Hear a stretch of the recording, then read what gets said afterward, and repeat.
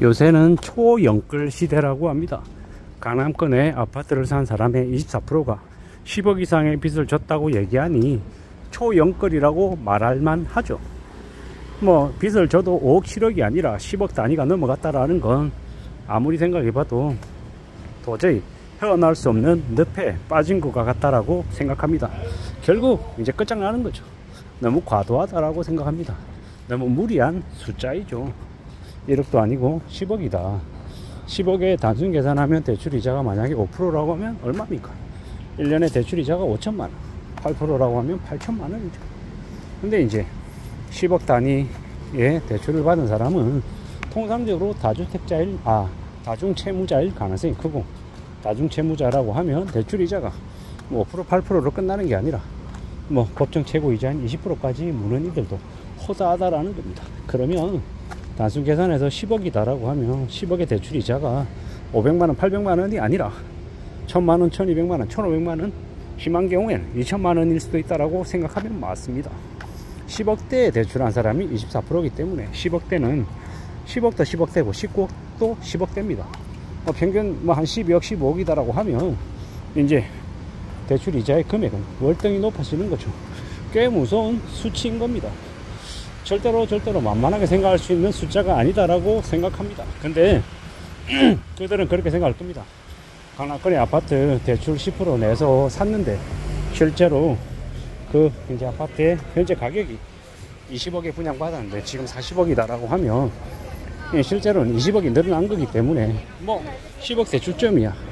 그거 팔면 그냥 추가로 10억이 생기는 거니까 20억 올랐으니까 대출 10억 빼도 10억이 오른 거니까 부담이 없다라고 생각할 겁니다. 그리고 그런 게 한 서너 채가 되니까 실제로 자신은 플러스 마이너스 하면 플러스 순이익이 뭐 한 40억 이상 된다 뭐 이렇게 계산할 겁니다. 근데 세상사를 하는 게 그들의 계산법대로 딱딱 흘러가지 않기 때문에 이제 그게 이제 그들이 이제 계산하지 못한 이제 덫이라는 겁니다. 하나하나 차근차근 다 해결하고 정리해서 자기 걸로 삼으면은 그러면 그 계산법대로 딱딱 떨어지겠지만 그러지 못하는 경우가 너무도 많다라는 거.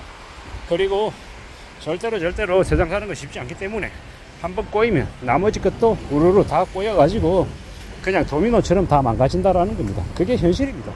앞으로 아마 그들이 겪게 될 충격은 이루 말할 수 없을 거다.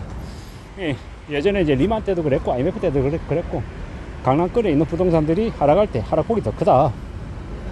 60% 70% 하락할 수도 있다라는 겁니다. 그러면 이제 그로 인한 부담은 고스란히 이제 연끌한 사람들이 다 뒤집어 쓰게 되어 있는데 그게 쉽게 감당이 안 된다라는 겁니다.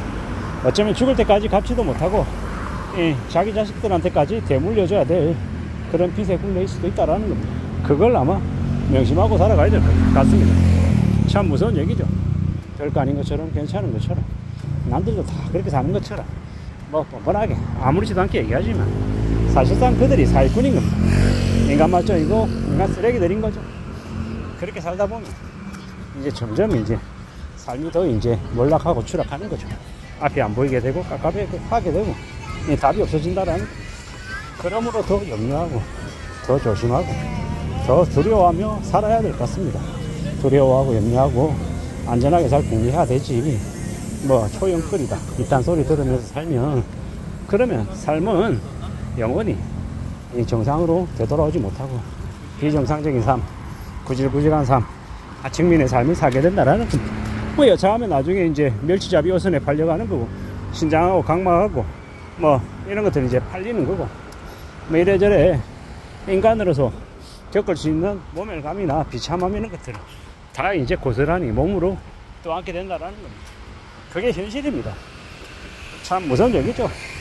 초연끌이다. 10억 넘게 빌렸다. 간땡이도 크죠.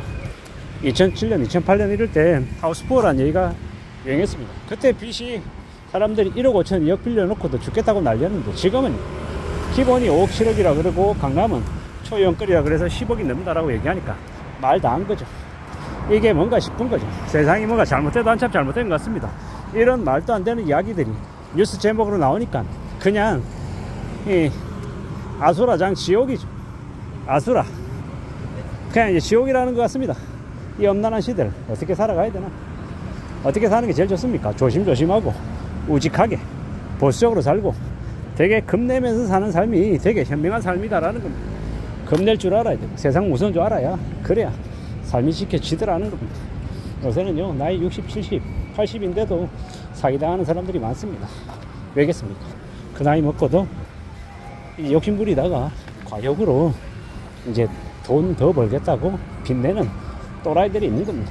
옛날하고 다르게 나이가 들어도 헛꿈을 꾸고 욕심을 더 부리는 인간 말종들이 되게 많다라는 겁니다. 옛날하고 다르게 나이가 많아도 제대로 된 어른으로 대접 못 받는 인간들도 많고요.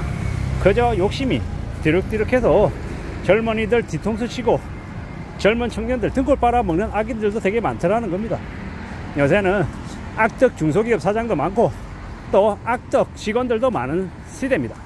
선량한 중소기업 사장은 악덕 직원 때문에 힘들어하는 경우도 많고 반대로 선량한 직원들 가스라이팅하는 나쁜 중소기업 사장도 많고 단순하게 중소기업 사장은 갑이고 직원은 어리다 이렇게 얘기도 못하겠더라고요. 사람마다 제각각이라 정말로 성실하게 열심히 직원들을 위하는 중소기업 사장들은 조롱받고 가스라이팅하고 괴롭히고 남들 악랄하게 이렇게 구워 삶는 그런 이들은 또 대려 사람들이 겁내서 뭐라 말도 못하는 이런 참 아이러니한 시대가 돼버렸죠. 지금은 나라의 대통령 영부인이 주가 조작해도 잡혀가지 않는 이 불합리한 불의가 넘치는 세상이 돼버렸습니다. 그리고 자기 자식을 물로 들어가라고 해가지고 이제 죽인 이제 군부대 지휘관이 저기 뭡니까 대통령하고 인맥이 있다고 처벌하지도 않고 제대로 된 이 재판도 하지 않게끔 하는 이 불법이 난무하는 시대가 지금의 시대가 돼버렸습니다. 보수적인 해병대의 전우들이 지금 정부에 등을 돌리고 의사들이 지금 정부를 지지하지 않는 게 왜겠습니까? 오직 자신들의 권력만 추구하고 자신들의 욕심만 채우려고 하는 악인들이 넘쳐나는 시대가 지금의 시대 같습니다.